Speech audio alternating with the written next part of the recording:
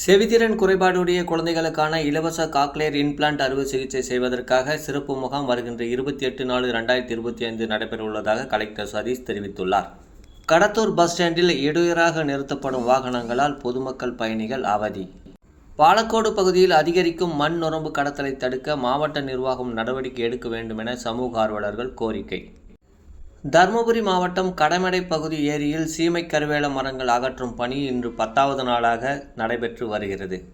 வகரப்பம்பட்டி பஞ்சாயத்து கோணம்பட்டி முருகர் கோவில் பகுதியில் குடிதண்ணீர் இல்லாமல் காட்சி பொருளாக இருக்கும் குடிநீர் பைப்புகள். அரூரில் திமுக ஐடி விங் சார்பில் வாட்ஸ்அப் சேனல் பின்பற்றுவது குறித்து ஆலோசனை கூட்டம் முல்லை ரவி தலைமையில் நடைபெற்றது. ஐடி விங் தமிழழகன், சண்முகம் விளக்கி பேசினார்கள்.